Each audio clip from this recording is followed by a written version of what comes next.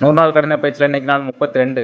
காலையில் எழுந்திரிச்சோன வழக்கம் போல தான் எப்பவும் போல சூப்பரான ஒரு காஃபி ஒன்று குடிச்சிட்டு, அதுக்கப்புறம் வழக்கம் போல பூவுக்கு கிளம்பியாச்சு. பூ எல்லாத்தையும் எடுத்து முடிச்சுட்டு வீட்டுக்கு வந்து, அதுக்கப்புறம் பக்கத்தில் ஒரு சூப்பரான ஒரு குட்டி டாக், அழகான ஒரு டாக், அதையும் பார்த்து கொஞ்ச நேரம் கொஞ்சிட்டு, அதுக்கப்புறம் இன்னைக்கு கடைக்கு பூவை கொண்டு போய் கடையில் போட போயாச்சு. அதுக்கப்புறம் போட்டுட்டு வீட்டுக்கு வந்து சுவையான சாப்பாடு ஒன்று சாப்பிட்டுட்டு, அதுக்கப்புறம் எனக்கு சரங்கு எடுத்தனால அப்படினால எனக்கு சரத்தையும் கட்ட ஆரம்பிச்சாச்சு. சரத்தை கட்டிட்டு உடைக்குள்ள சூப்பரான இரண்டாவதாக ஒரு டீ ஒன்று குடிச்சிட்டு, அதுக்கப்புறம் இன்னைக்கு நந்திராம பிறக்க போயாச்சு.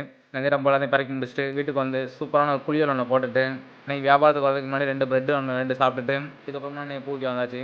அதுக்கப்புறம் பூ விற்று முடிச்சுட்டு வீட்டுக்கு போகும்போது பால் வாங்கிட்டு வீட்டுக்கு போயாச்சு.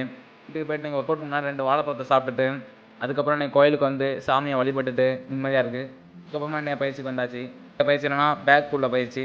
நம்மளால் புல்லப் வந்து ஒரு 5 தான் போட முடியுது ஒரு செட்டு, அதனால் அது ஒரு 5 செட்டு போட்டாச்சு. அதுக்கப்புறம் ரிவர்ஸ் புஷ்அப் ஒரு 10 10 ஒரு 3 செட்டு, பேக் புல் ஒரு பயிற்சி ஒரு 30 30 ஒரு 3 செட்டு.